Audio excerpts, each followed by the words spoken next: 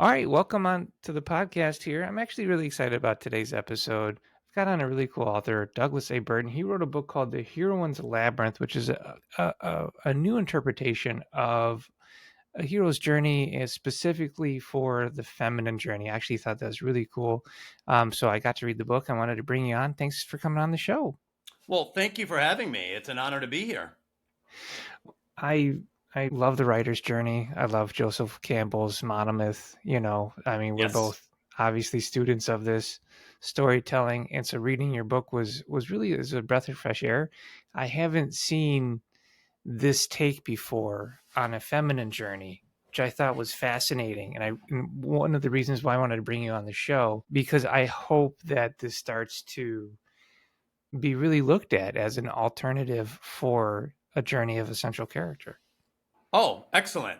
Yeah, I'm very excited about it, and I do love talking about it because I love story. I love story structure. I think every writer and screenwriter, we love our ideas and the creative process, and then at some point we face the inevitable monster of structure, and we you have to understand it. And I think the hero's journey has been a great starting point for a lot of us in terms of what kind of patterns emerge in stories and how you could string those patterns Yeah. together to make a narrative arc. And then, of course, Christopher Vogler translated the hero's journey and modified it really, Oh, yeah. um, not only for more, I guess, modern sensibilities in some way, but also specific to writers. He Mhm. made it usable for Yeah. writers, and that's what I was trying to do with this book as well. I love Chris Vogler. He's been on my show a few times. He read the second edition of my book, which I haven't put out yet, and actually wrote a forward for it. Oh, wow. Yeah, Congratulations. so That's no, excellent. no, he's amazing. I mean, he's a writer's writer. He's a guru. I've looked up to him, and the fact that he even read my book had me in tears. So, let alone liked it. So the fact that I know he looked at this too was super important. Yes. Walk me through a bit of your origin story. What led you to the feminine journey, and as a guy, how you were able to, write this and and uncover this pattern of storytelling. Well, I'm a writer, and I had studied, probably like you and many other writers, studied incessantly the hero's journey, and Oh yeah. really internalized it. And I would sit down in front of a TV and take notes and match up the archetypal patterns. And it's exciting, You're like, oh my god, the wise Still do it. mentor! It's Morpheus, it's Gandalf, it's Obi-Wan Kenobi, and you just see the recurrent pattern. And I began to write a historical fiction novel. I'm a big Byzantine enthusiast. Okay. And I always intended to write a book about either Justinian or Empress Theodora. And I chose Empress Theodora. And I initially had an idea to model her biographical details to the hero's journey, because obviously at that time that was considered almost like a one size fits all Yeah. monomythic arc. And Hmm. while writing this, I ran into the devastating fact early on that her life was not going to match up with this pattern, and that shook my faith. I thought the hero's That's journey funny. was indisputable. And by the way, I'm still a fan of the hero's journey. It's still totally a valid model, but it did not work for my story, and it hasn't worked for other stories as well. So there are plenty of stories where the hero's journey doesn't apply.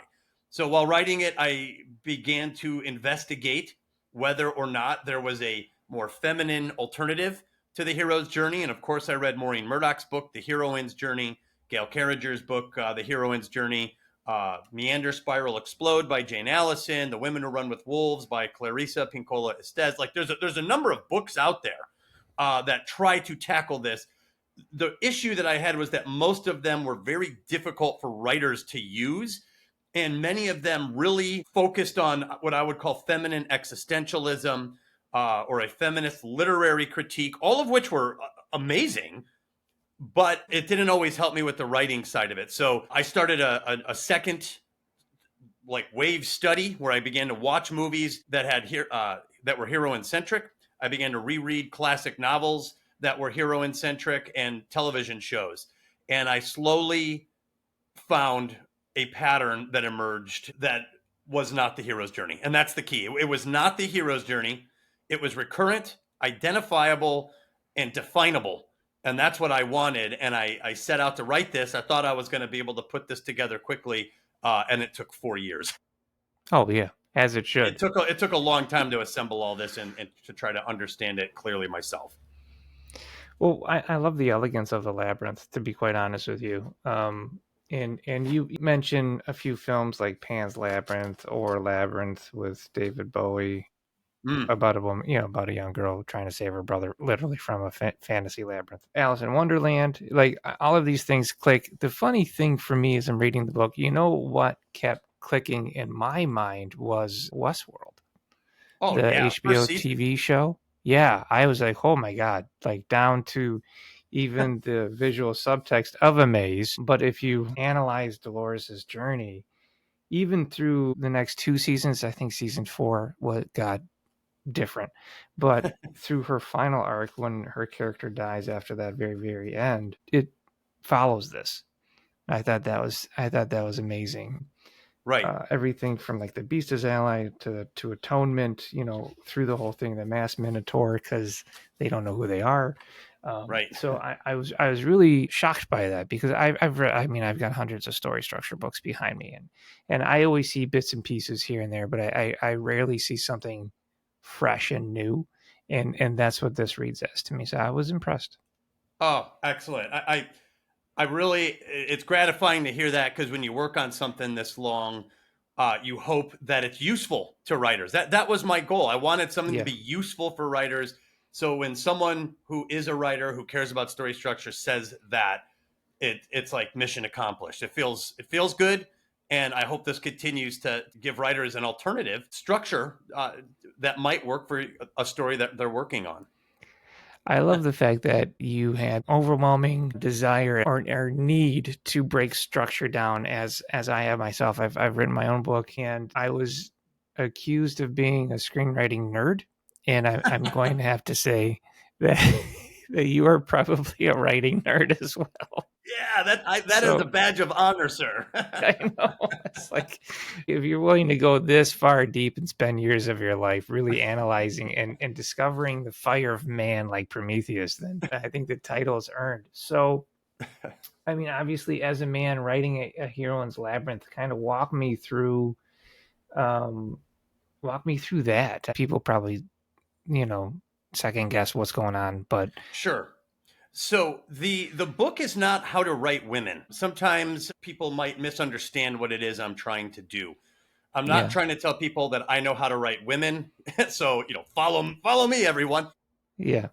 What this book is, it's patterns that are found and identifiable in heroine-centric stories. And I have written these patterns down and explored them in depth. And I did not do this in a vacuum. I had a lot of people helping me, including a lot of women helping me and weighing in on this. So the hero's journey, I would say there's a classic hero's journey. And Act 1, Joseph Campbell has called Departure.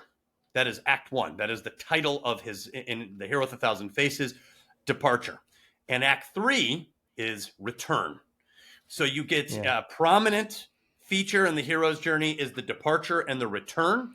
Christopher Vogler has modified this to a change in conditions from the ordinary world to the special world. But there is, in essence, the idea of the hero or the protagonist leaving their native culture, passing a threshold guardian, encountering liminal space, jungle, sea, space, desert, honing their skills and gaining great competency, often in combat or spiritual competency as well. There's a lot of the ethics of force, the good way to use force and the bad way to use force, very prominent. You'll see it in Cobra Kai or Karate Kid and Lord of the Rings and Star Wars. It's very, even Star Trek, the ethics of the civilization and when to and not to use force. And then, of course, the hero confronts the archetypal villain of the hero's journey, which is quite often a militant outsider, a villain with the capacity to either subjugate or annihilate the native culture of the hero. And this is important because this is a menacing threat. So this is a hunter/warrior sort of confrontation with this villainous character, and hopefully the hero wins this confrontation. And it's usually in single combat. And then the hero returns to the native culture with something that Joseph Campbell calls the boon, which society benefits from the hero's actions and decisions and heroic deeds. Yeah. Well, when I studied the elixir, correct. So when I was studying heroine-centric stories, one of the things I noticed, there were certain aspects that just were not being followed. One, many heroines did not feature the two most prominent issues, which is the departure and the return to the native culture. Many heroines' stories stayed in the native culture. They were surrounded by people they are meant to trust, people who speak their same language, who know the social customs, people who give them rules to follow. You follow these rules and you can win in the native culture. If you don't follow these rules, you can be outcast or stigmatized, and society will give you that dreaded scarlet letter. That seems to be a scenario that a lot of heroines were facing. So right there, I feel like a confrontation or problems and conflicts that stay within the native culture are fundamentally and existentially different from the types of conflicts that a hero might experience when leaving the native culture to encounter the great unknown outside. So that is a fundamental shift in terms of how the story is structured. And when you stay within the native culture, the patterns that begin to develop are different from the patterns that start to develop when you leave the native culture. The heroine's villain is almost never a militant outsider of the native culture, but a disguised social apex member of the native culture. These are homegrown villains. They are often disguised and duplicitous. Like the Minotaur itself, the villain is half man, half animal, and the man side is the disguise. The humanity is the disguise of the masked Minotaur. And hidden is this tyrannical, oppressive side that not everyone sees. And the heroine must unmask this individual in these stories. And that, too, is a very different type of confrontation than single combat with a militant outsider. Yeah, I mean, again, using Westworld as a reference, you've got the Man in Black, right? Yes. There's your villain, and he does act half beast. I mean, he is quite brutal, but looks like a man. Right.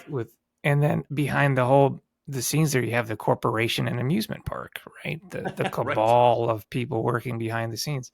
So yeah, I mean, I see all of it, and that's why I was like, wow, you could even use this for television, which is a big deal. Really, really cool.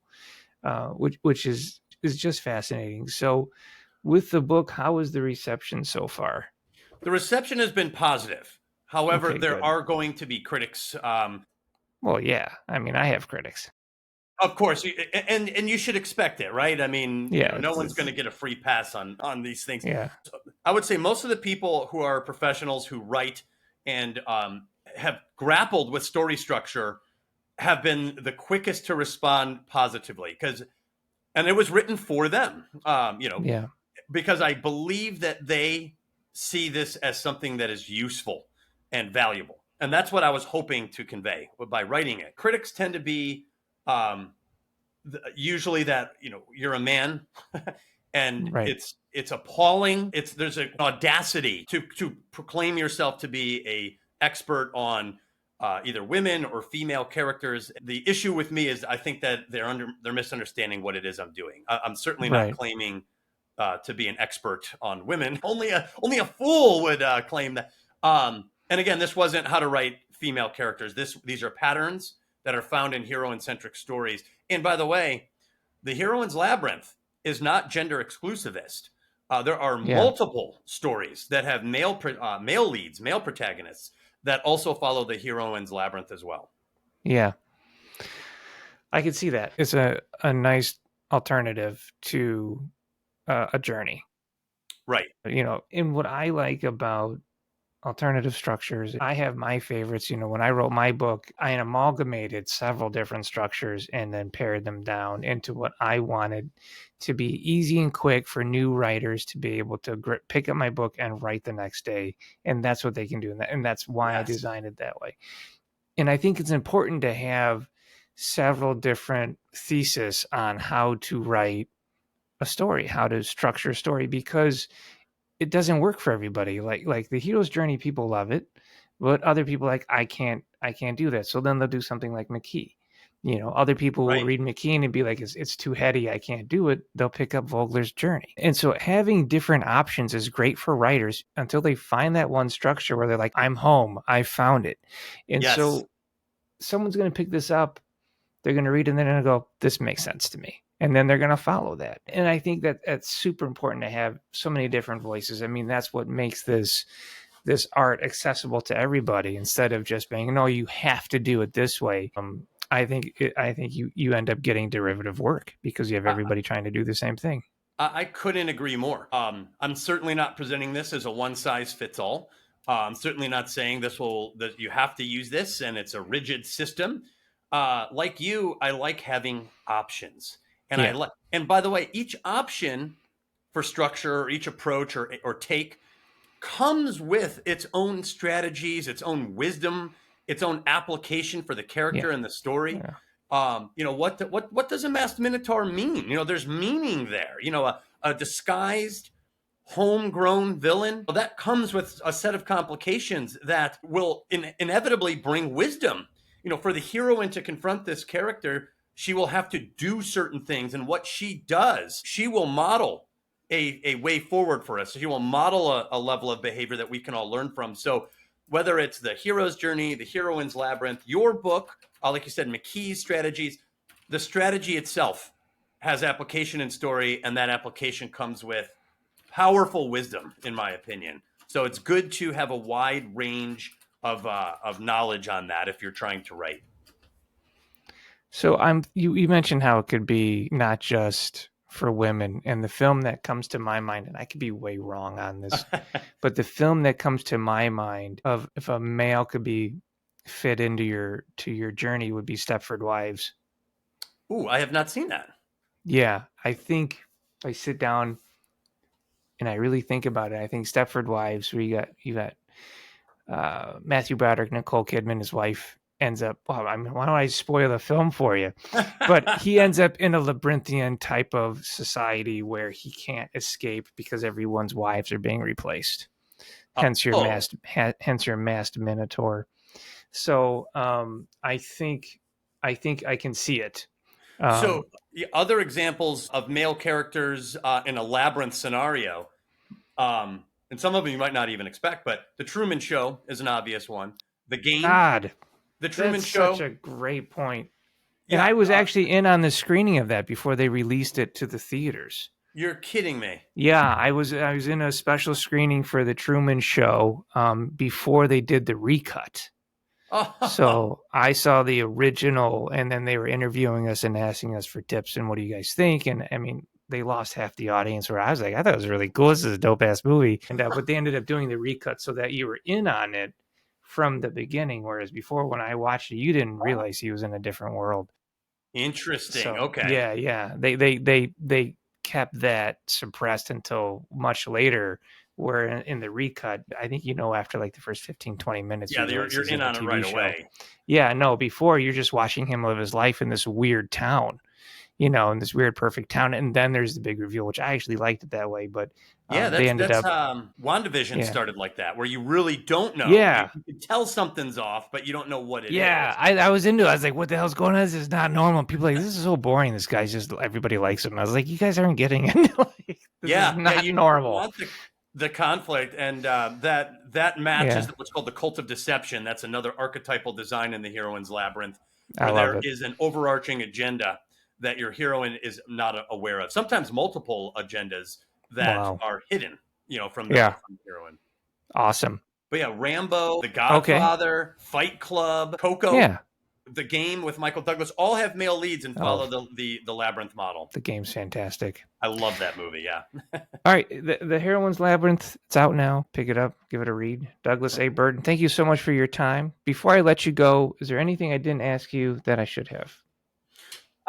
No, it's just a fun discussion. I think if writers are out there, if you're interested in an alternative to the hero's journey or just looking for something else to help shake loose some ideas for your novel or your screenplay, check out The Heroine's Labyrinth. I lay out multiple examples, so you don't have to take my word on it. You can get numerous examples of what I'm talking about in film. And I specifically chose films and books and classics and television shows that are widely viewed.